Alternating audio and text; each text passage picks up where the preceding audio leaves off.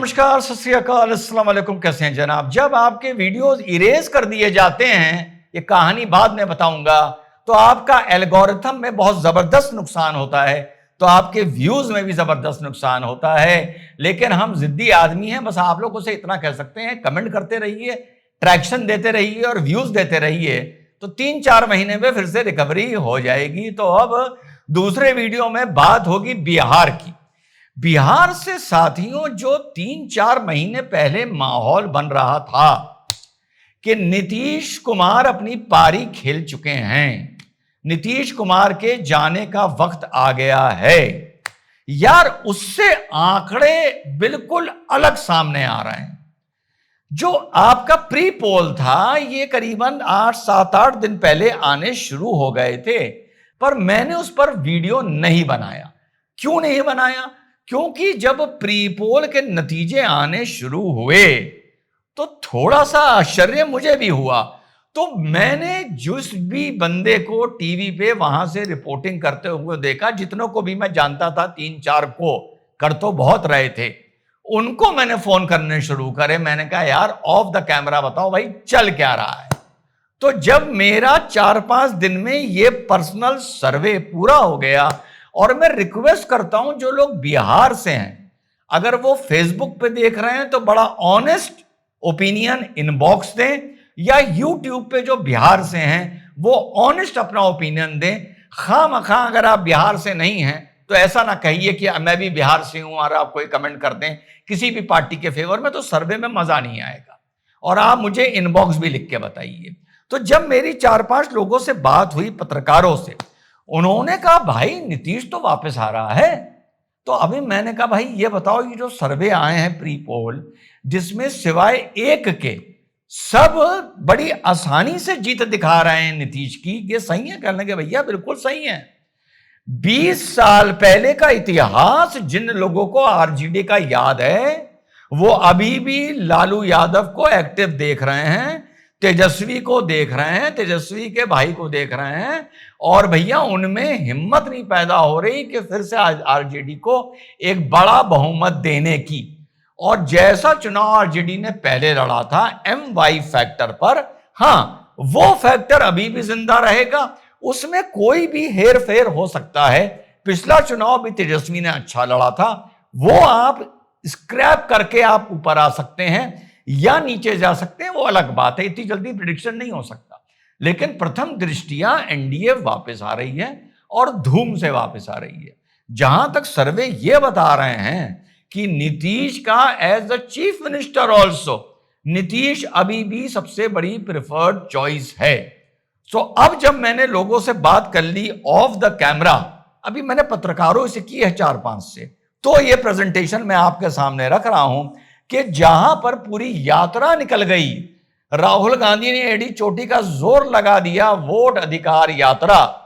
पहले 2020 में 70 सीटों पे कांग्रेस लड़ी थी, अब माशाल्लाह राहुल गांधी ने मेहनत करके इतना तो कमा लिया कि रिपोर्ट्स ये बता रही हैं कि अब 58 सीटों पे लड़ रहे हैं, यानी 12 सीटें इतनी मेहनत के बाद लड़ने वाली कम कर दी गई, क्योंकि पहले 70 में से शायद 17 जीत के लाए थे। और इसी बात पर इनका फिलहाल सल्यूशन होता नजर आ रहा है, पर आगे देखते हैं फाइनली कांग्रेस कितने पर लड़ती है।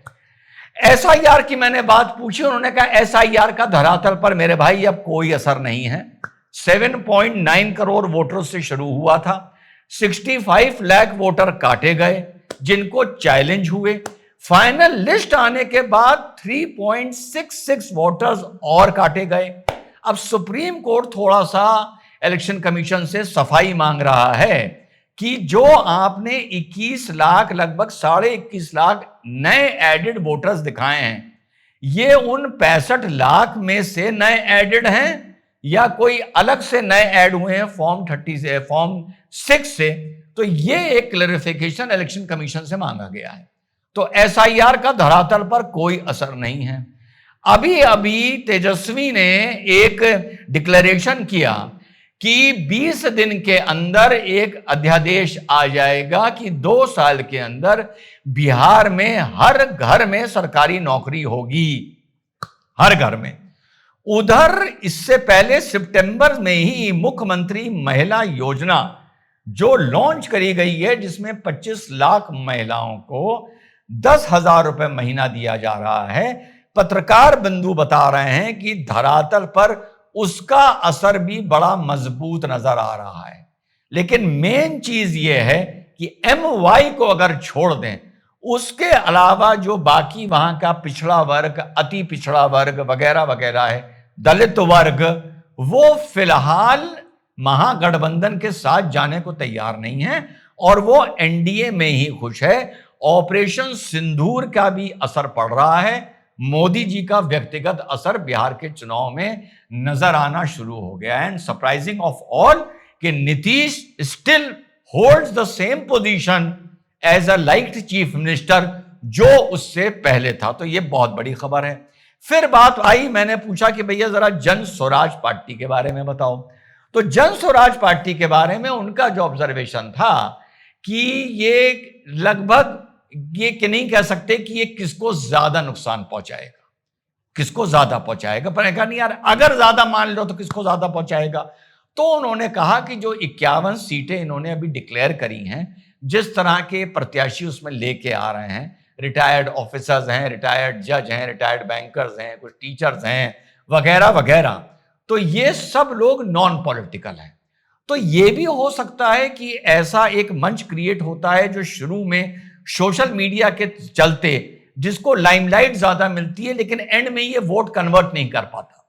लेकिन फिर भी जो उनका एनालिसिस है, मैं ये जो आपका प्री पोल आया इस पे ज्यादा नहीं जा रहा हूं, इसमें तो हर तरफ बीजेपी की बिल्कुल क्लीन स्वीप दिखाई जा रही है, एनडीए की सिवाय एक को छोड़ के।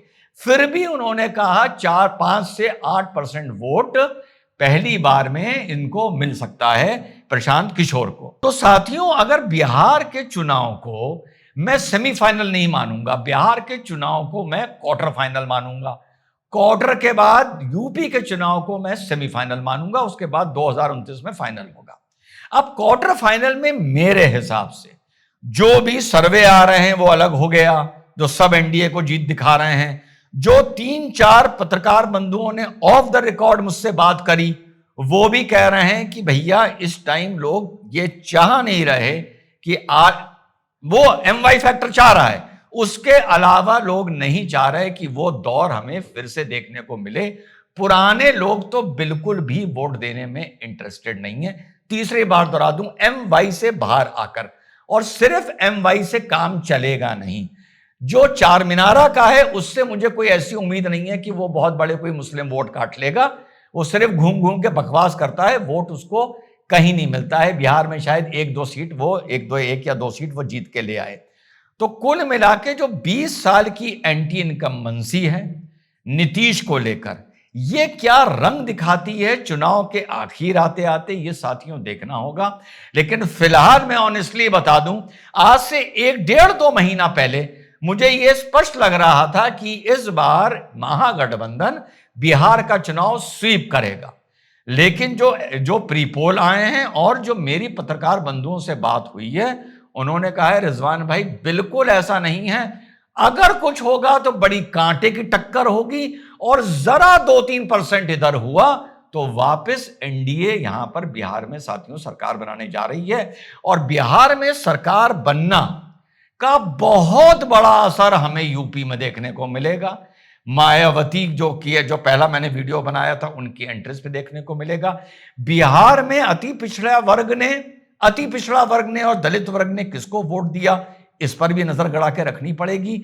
अब चुनावी माहौल शुरू हो गया है बिहार में भी, बिहार के बाद यूपी में भी, और 1 साल के अंदर नहीं, चुनाव 2027 का आने से 1 साल पहले एक नई पारी, एक नई ओपनिंग करूंगा। इसके लिए आई रिक्वेस्ट यू कि आप डॉक्टर रिजवान रूबरू को सब्सक्राइब करें, बाकी बात बाद में बताऊंगा। और फिर से दोहरा दूं कि जब सारे वीडियोस इरेज हो जाते हैं तो चैनल को बाउंस बैक करने के लिए, एल्गोरिथम में आने के लिए ट्रैक्शन चाहिए होता है। तो आई रिक्वेस्ट यू कि आप वो ट्रैक्शन मुझे दें अपने कमेंट्स, अपने लाइक्स या डिसलाइक्स जो भी है उसके जरिए। जय हिंद, वंदे मातरम, खुदा हाफिज।